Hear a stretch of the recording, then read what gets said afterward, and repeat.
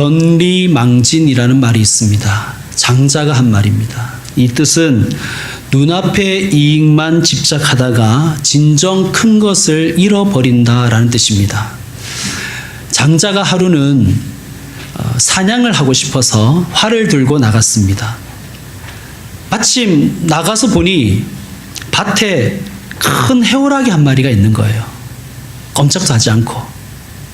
이때다 싶어서 활을 겨누는데 아무래도 이상합니다. 너무 움직임이 없으니까 궁금해서 가서 보았습니다. 보니 이 해오라기가 버마제비, 작은 버마제비를 노려보고 있는 거예요. 사냥하려고.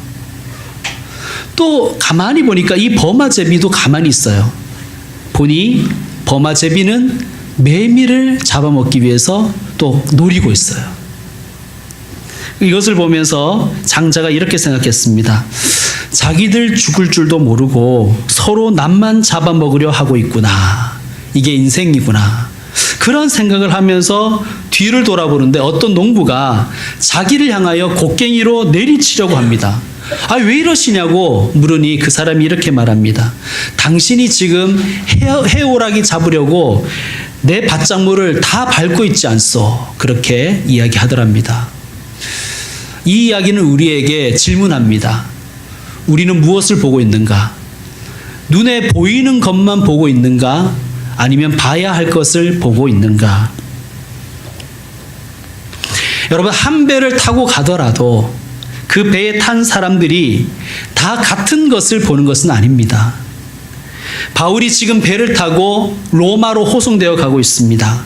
처음에는 아드라무테노라는 작은 배를 타고 가다가 알렉산드리아 선적의 큰 상선으로 갈아탔습니다.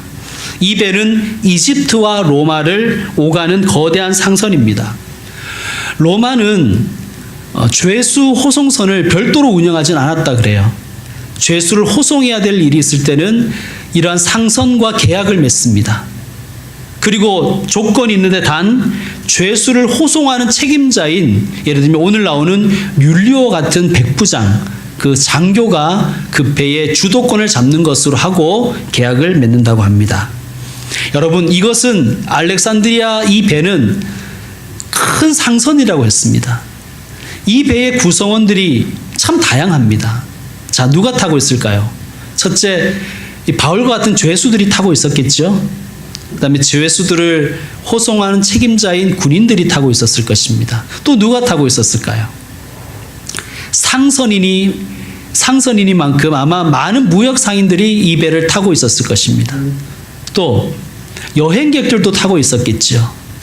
또 이 배에는 뱃사공을 비롯해서 많은 선원들이 또한 타고 있었을 것입니다. 각양각색의 사람들이 모여 있습니다. 자, 이 사람들이 보는 것, 이 사람들의 꿈, 이 사람들의 목적이 다 같을까요? 그렇지 않죠. 자, 상인들은 어떤 꿈을 꿀까요? 이제 로마에 가면 막대한 이익을 남기리라. 이런 꿈을 꾸겠죠. 또 그것을 볼 것입니다. 군인들은 어떤 꿈을 꿀까요? 또 무엇을 바라볼까요? 이제 이 책임을 잘 마치면 휴가를 가든지 아니면 제대를 할 수 있을 거다. 이런 것을 기대하고 바라보고 있을 것입니다. 선원들은요, 몸이 재산이니 내 몸 상하지 않고 잘 도착해서 페이를 많이 받는 것, 그것을 꿈꾸고 바라볼 것입니다. 여행객들은요, 이제 로마에 가서 즐거운 추억을 쌓을 수 있을 거야. 그런 기대와 소망을 품고 그것을 바라보고 이 배에 타고 있습니다. 여러분, 이 배는 세상의 축소판이에요. 한 배를 타고 있지만 목적이 다 다른 거예요. 한 배를 타고 로마를 향해 가지만 그들이 바라보는 것은 다 다른 것입니다. 자, 시기적으로 볼 때 우리 구절을 참고해 보면 이 시기적으로 볼 때 항해하기가 어떻다는 거예요. 적당하다는 말씀입니까? 적당하지 않다는 얘기예요. 구절을 참고해 보면 부적당하다는 얘기입니다.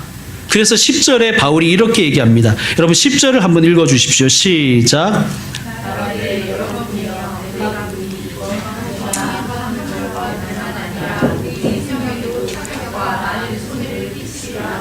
아멘. 지금 하나님의 사람 바울이 생명을 관점으로 이야기합니다. 생명을 이야기합니다. 자, 이 배의 리더십이 누구라고 말씀드렸죠? 호송 책임자인 백부장 율리오입니다. 1절에 그 이름이 나오죠. 율리오. 자, 백부장이 바울의 말을 귀담아 듣습니까? 아니죠. 자, 11절 보시겠습니다. 11절. 백부장이 선장과 선주의 말을 바울의 말보다 더 믿더라. 누구의 말을 들었다고요? 선장과 선주의 말을 들었습니다. 선장과 선주는 뭐를 상징할까요? 자본을 상징합니다. 세상은 돈이 지배한다는 뜻이에요. 세상은 자본이 지배합니다. 그래서 이 배는 세상의 축소판이라고 말씀드렸습니다. 자, 돈이 지배하는 이 세상에서 생명을 이야기하는 하나님의 사람의 그 외침은 무시당하기 십상이죠. 무시당하죠. 자, 그러면 바울의 말을 왜 무시했을까요? 논리적이지 않아서 천만에요. 바울의 말은 매우 논리적인 말이었습니다. 상당히 설득력이 있었습니다. 지금은 항해하기가 적합하지 않은 계절이다. 생명이 위태로워질 것이다. 듣는 사람들은 이것을 몰랐을까요? 그들도 잘 알고 있었습니다. 그러나 누구의 말이 이깁니까? 선장과 선주의 말이 이깁니다. 자, 선장과 선주의 입장에서 항해 기간이 늘어나면 늘어날수록 비용이 많이 들고, 비용이 많이 들면 손해가 많아지겠죠. 이들은 생명보다 돈이 먼저인 사람들입니다. 생명이 아니라 돈을 우선순위에 놓고 살아가는 사람들입니다. 이들은 보이는 돈만 보는 것이죠. 이것이 2000년 전 로마 제국에서의 이야기일 뿐일까요? 그렇지 않습니다, 여러분. 21세기 대한민국에서도 벌어지고 있는 일들입니다. 1970년에 전태일 열사가 노동자도 사람이다 외치며 분신했죠. 우리 사회는 그때로부터 지금까지 조금도 나아지지 않았습니다. 작년에도 고 김용균 씨가 석탄 운반 컨베이어 벨트에 몸이 끼어서 숨졌습니다. 세상은 많이 달라진 것 같지만 변하지 않은 사실은 뭐냐? 세상은 자본이 지배한다는 것입니다. 돈이 지배하고 있다는 사실입니다. 그런데 문제는 자본이 지배하는 사회에서 인간은 아프다는 거예요. 병든다는 것입니다. 그리고 생명을 잃어버린다는 뜻입니다. 선장과 선주는 보이는 것만 보는 사람들입니다. 그리고 어쩌면 보고 싶은 것만 보고 있습니다. 그러나 바울은, 하나님의 사람 바울은 봐야 할 것을 보는 사람이지요. 하나님께서 보여주시는 것을 보는 사람입니다. 그런데 누가 다수라고요? 12절을 보면 그 항구가 겨울을 지내기에 불편하므로 거기서 떠나 아무쪼록 베닉스에 가서 겨울을 지내자 하는 자가 더 많으니, 자본을 따라 사는 사람이 더 많다는 거예요. 돈을 쫓아 사는 사람이 훨씬 더 많다는 거예요.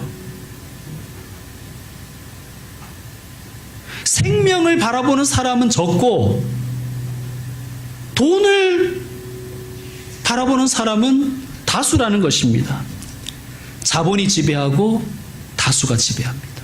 세상의 축소판이죠. 근데 문제는 이렇게 돈을 따라가면 바로 벼락 때리고 수술받은 쌍꺼풀이 풀려버리고 막 이러면 우리는 어쩌면 신앙생활하기가 좋아요. 그런데 문제는 13절입니다. 그들이 돈을 쫓아서 가고 있는데도 불구하고 남풍이 순하게 불매, 순풍이 불어준다는 거예요. 여기서 우리가 좌절하잖아요.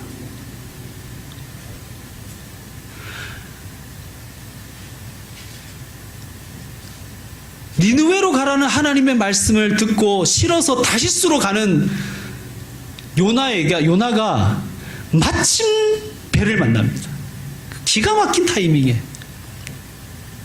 다시스로 가는 배를 만나버립니다. 지금 하나님의 사람의 외침을 외면하고 무시하고 선장과 선주의 말을 듣고 가는 이 배에 풍랑이 그때 바로 쳤으면, 역풍이 바로 불었으면 깨달았을겠죠. 그때 그 하나님의 사람의 말을 들을 걸. 그런데 해보니까 순풍이 불어주는 거예요. 그래서 우리는 보이지 않는 것, 봐야 할 것을 보기를 포기하면서 살아갑니다. 왜냐? 보이는 것을 보는 사람들, 자기가 보고 싶은 것만 보고 사는 사람들이 잘 되거든요. 여러분, 이런 세상에 희망이 있습니까? 사람들은 돈을 쫓아서 살고 자본이 지배를 하고 많은 사람들은 그들의 의견을 따라서 살아가는데 그들의 삶은 형통하다. 이런 세상이 여러분 희망이 있을까요? 병든 세상입니다. 눈이 뒤집어져 버렸습니다. 이러한 세상을 고치시는 하나님의 방법이 있는데 그게 뭐냐? 오늘 말씀에 나오는 유라굴로입니다. 유라굴로. 여러분 적조 현상이라고 들어보셨죠? 여름에 바닷물이 벌겋게 변하는 현상입니다. 이게 왜 일어날까요? 그 산소가 부족해서 생기는 거예요. 산소가 부족하니까 생물들이 죽죠. 물고기도 죽고 조개도 죽고 생물이 살 수 없는 바다가 되어버립니다. 바닷물이 썩었기 때문이죠. 그런데 이 적조가 해결되는 방법이 있어요. 뭐가 있을까요? 뭘까요 그게? 적조가 해소되는 방법이 있는데 태풍이 불어야 돼요. 태풍이 불어서 바닷물을 뒤집어 버려야 바다가 살 수가 있는 거예요. 성도 여러분, 병든 세상, 병든 인생, 병든 교회를 고치시기 위해서 하나님은 때로 유라굴로를 사용하십니다. 유라굴로, 이름도 어마무시하지 않습니까? 광풍, 미친 바람이라는 거예요. 14절, 얼마 안 되어 섬 가운데로부터 유라굴로라는 광풍이 크게 일어나니, 자, 광풍이 불면 어떻게 되는가? 18절 여러분이 한번 읽어주십시오. 18절입니다. 시작.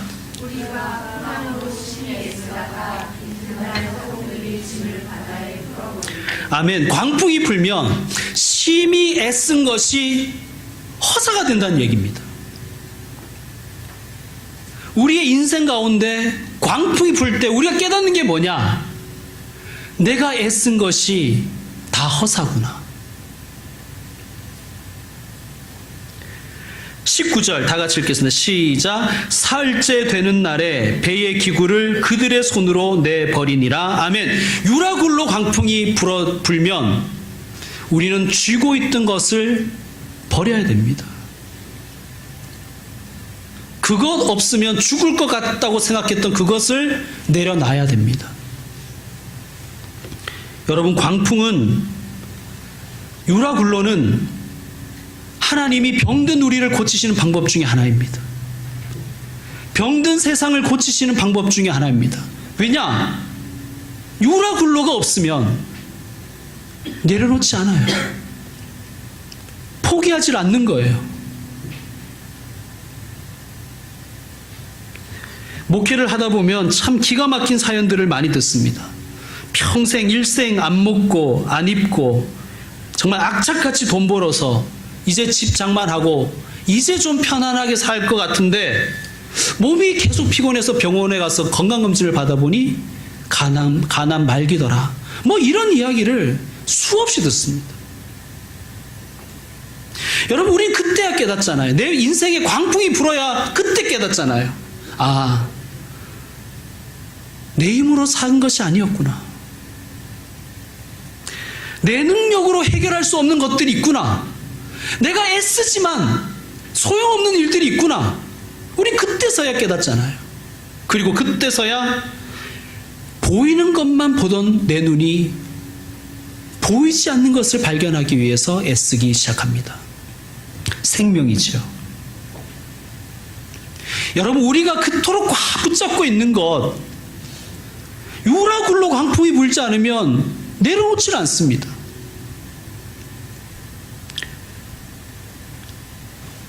그들의 손으로 내버리니라. 그들의 손으로 내버리니라. 사랑하는 성도 여러분, 오늘 기억하십시다. 하나님이 때로 내 인생과 내 가정과 내 교회와 우리나라에 유라굴로를 일으킬 수도 있다는 것입니다.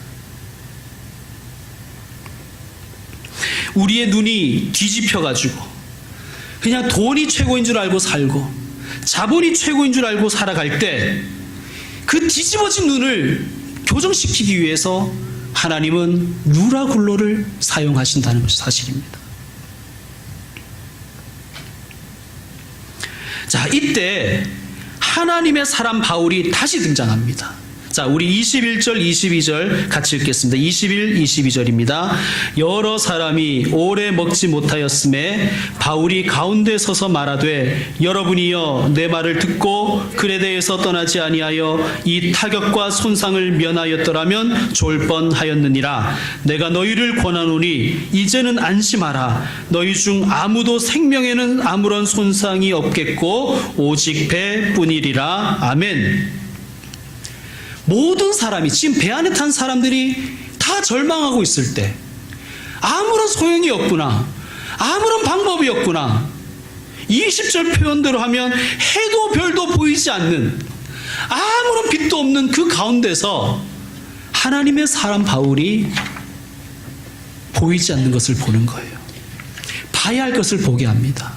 다시 어디로 얘기합니까? 무엇을 얘기합니까? 다시 생명을 이야기하는 거예요.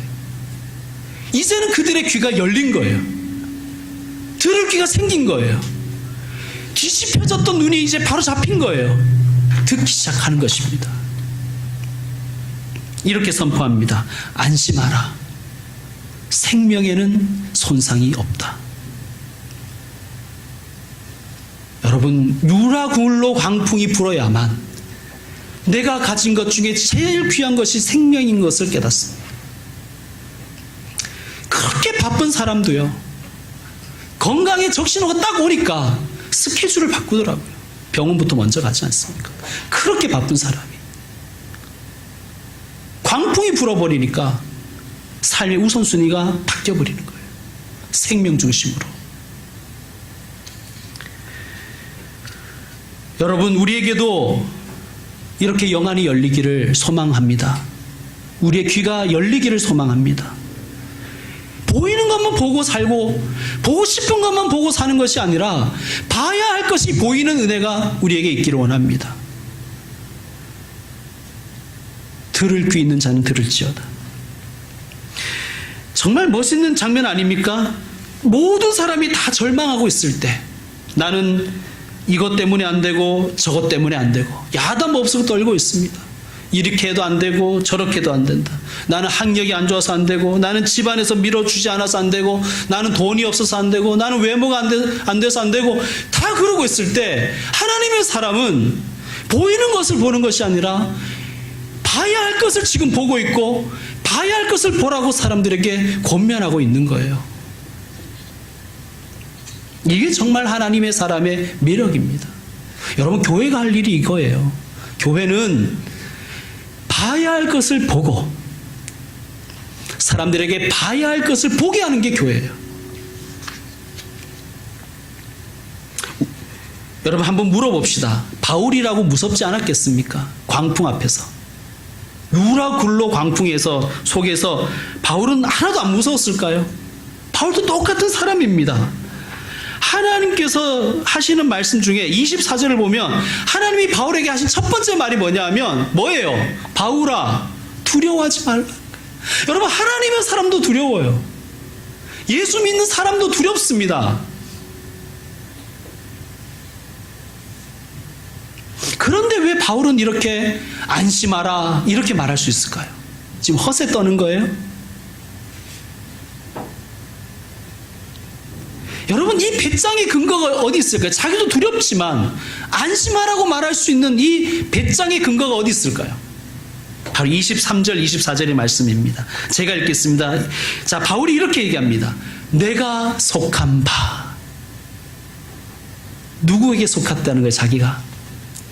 나는 세상에 속한 사람이 아니다. 나는 자본에, 눈에 보이는 자본에 속한 사람이 아니다. 나는 생명의 하나님께 속했다.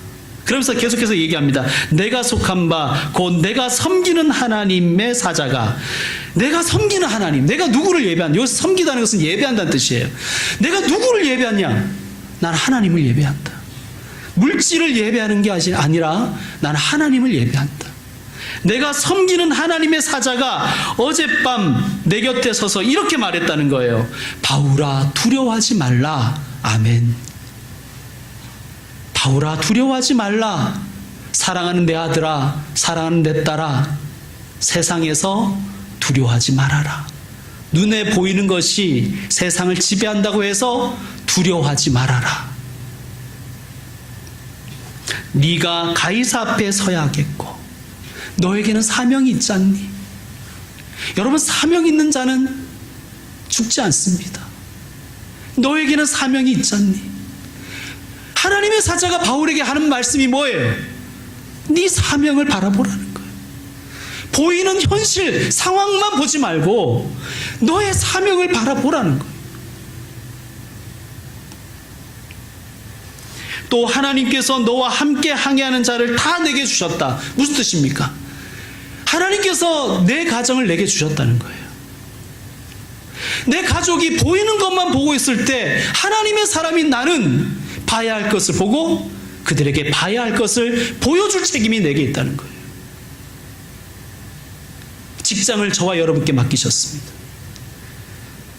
학교를 저와 여러분에게 맡기셨습니다. 교회를 저와 여러분에게 맡기신 거예요. 왜 맡기셨는가? 보이는 것만 보는 사람들 안에서, 그 가운데서 봐야 할 것을 보여주는 사람으로 살라는 거예요. 우리의 사명입니다. 교회를 여러분에게 주셨습니다. 그것은 무엇입니까? 교회가 해야 될 사명이 봐야 할 것을 보여주는 믿음의 공동체로 서는 것 아니겠습니까? 눈에 보이는 것만 보고 산다면 우리는 교회가 아닙니다. 사랑방 뭐 이런 이름 붙여야 되죠. 동아리, 믿음 동아리 이런 거 붙여야 되죠. 우리를 교회라고 하신 것은 보이는 것만 보라는 것이 아니라 보이지 않는 것, 봐야 할 것을 보라는 뜻입니다. 자, 25절 다 함께 읽겠습니다. 25절 시작. 그러므로 여러분이여 안심하라. 나는 내게 말씀하신 그대로 되리라고 하나님을 믿노라. 아멘. 자, 따라합시다. 말씀하신 그대로 되리라고 하나님을 믿노라. 말씀하신 그대로 되리라고 하나님을 믿노라. 아멘. 말씀하신 그대로. 지금 바울이 붙들고 있는 건 뭐예요?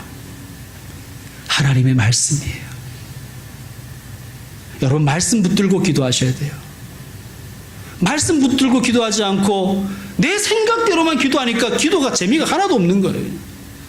기도라고 해놓고 다 구하는 것은 무엇을 입을까, 무엇을 먹을까, 무엇을 마실까, 전부 다 그런 것만 구하는 거예요.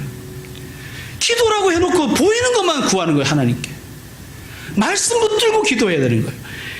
말씀하신 그대로 되리라고 하나님을 믿노라.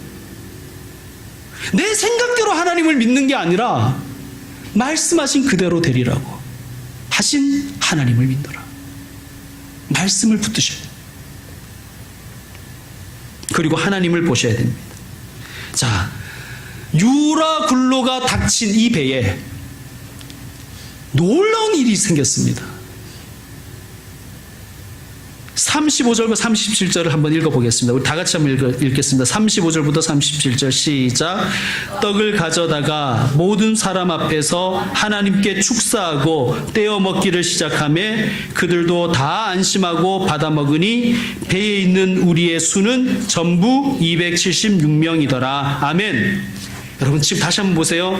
떡을 가져다가 모든 사람 앞에서 하나님께 축사하고 떼어 먹기를 시작하매 이게 뭐예요? 우리 교회가 한 달에 한 번 하는 그게 뭐예요? 이게 지금 성찬식 하고 있다는 얘기예요. 성찬식을 떡을 가져다가 하나님께 축사하고 떼어 먹기를 시작하매 그들도 다 안심하고 받아 먹으니 여러분 유라굴로가 닥친 이 배가 지금 개척교회가 되었어요. 인원수는 좀 많습니다. 276명. 놀라운 일 아닙니까? 세상과 돈에 눈이 뒤집혀서 살던 사람들이 유라굴로 광풍에 의해서 눈이 교정되니까 여기에 하나님의 나라가 임해버리는 거예요. 여기가 예배의 장소가 되어버리는 거예요. 여기가 교회가 되어버리는 거예요. 이게 기적 아닙니까, 여러분? 이게 기적입니다. 여기에 하나님의 나라가 임했습니다. 그들도 다 안심하고 받아 먹었다. 받아 먹고 나서 배부르니까 안심이 되더라는 게 아니라 마음의 평화가 임하니까 그들의 배도 불러지더라는 거예요. 안심하고 받아 먹었다. 그전에는 열 나흘 동안 풀 안에서 밥도 못 먹었다는 거예요. 지금 밥 먹을 겨를이 어디 있겠습니까? 지금 배가 지금 파손될 위기에 있는데 열 나흘 동안 굶었어요. 안심이 되니까 음식이 들어가는 거예요. 안심이 되니까 하나님의 나라가 임하는 거예요. 사랑하는 성도 여러분, 우리의 육신에, 우리의 가정에, 우리의 일터에, 우리 교회에, 이 나라와 이 사회에 유라굴로 광풍이 불 때 그것은 우리의 영안이 열리기를 원하시는, 우리의 영적인 귀가 열리기를 원하시는 하나님의 사인인 것을 여러분 캐치하십시오. 유라굴로 광풍이 불면 힘들고 눈물 나고 고통스럽습니다. 그러나 그것이 우리가 봐야 할 것을 보라는 하나님의 뜻으로 믿으십시오. 그리고 하나님의 말씀을 붙드십시오. 예배자로 다시 서십시오. 하나님 앞에 무릎 꿇고 예배를 회복하고 하나님 중심으로 살아가십시오. 그것이 유라굴로를 보내시는 하나님의 진정한 뜻입니다. 이제 말씀을 마무리하겠습니다. 보이는 것만 보는 사람이 있어요. 보고 싶은 것만 보는 사람이 있어요. 봐야 할 것을 보는 사람이 있습니다. 봐야 할 것을 보는 분들이 되시기를 바랍니다. 세상 속에서 뒤집어진 눈을 다시 교정시키시는 하나님의 방법은 유라굴로입니다. 지금 혹시 육신적으로 유라굴로 광풍을 만나셨습니까? 경제적 유라굴로를 만나셨습니까? 봐야 할 것을 보십시오. 하나님이 보여주시고자 하시는 것을 보십시오. 하나님의 능하신 손을 바라보십시오. 당신을 사랑하사 당신을 위하여 십자가에 달려서 피 흘리신 예수님의 손을 바라보십시오. 그 손이 여러분을 붙들고 있는 거예요. 광풍이 불지 않으면 내 손이 나를 붙들고 있다고 생각하는 거예요. 아니, 내 상사가 나를 붙들고 있다고 생각하는 거예요. 그렇지 않습니다, 여러분. 하나님의 손이 여러분과 여러분의 가정과 우리 교회를 붙들고 계십니다. 봐야 할 것을 보십시오. 봐야 할 것을 보고 그것을 세상에 보여주는 하나님의 사람으로 살아가시기를 주의 이름으로 축원드립니다. 기도하겠습니다.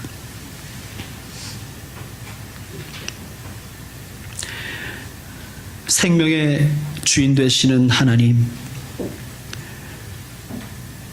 하나님께서 생명의 주인이신데도 불구하고 세상은 하나님을 외면하고 자기들이 보이는 것만 보고 살아가고 있습니다.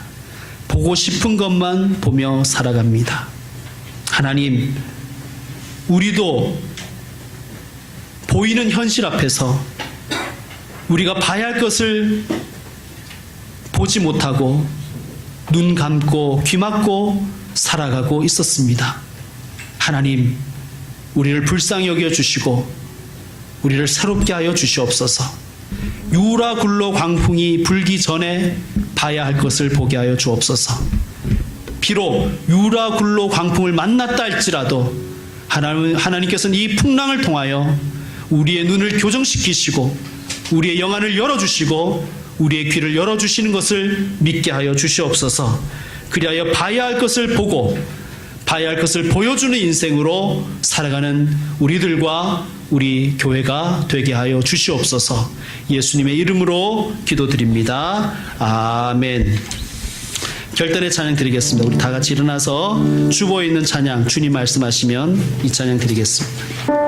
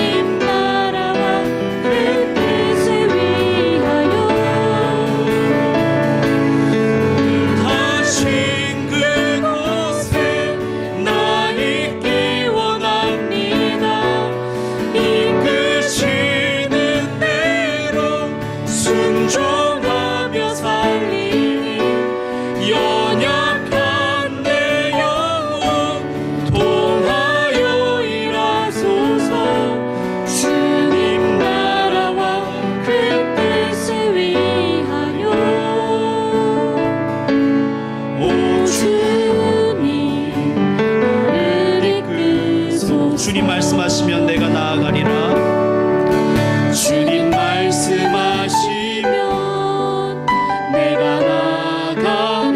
여러분 하나님 말씀을 붙드십시오. 주님 뜻이 아니면 내가 멈춰서 주님의 뜻을 구하십시오.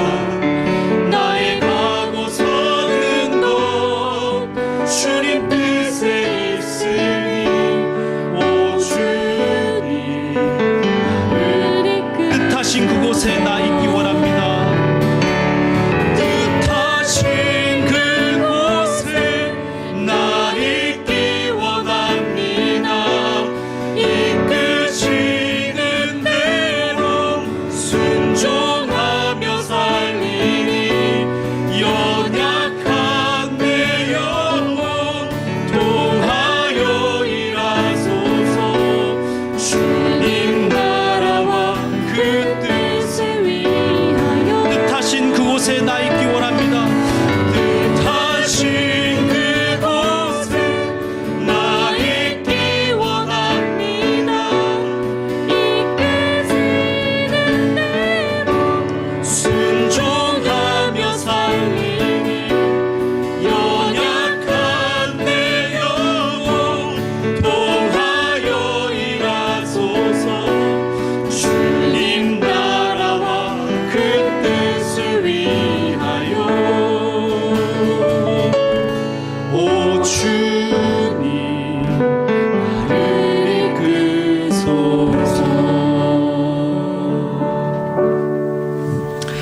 사랑하는 교회 여러분, 이제 제가 축도를 드리면 우리의 공예배는 마칩니다.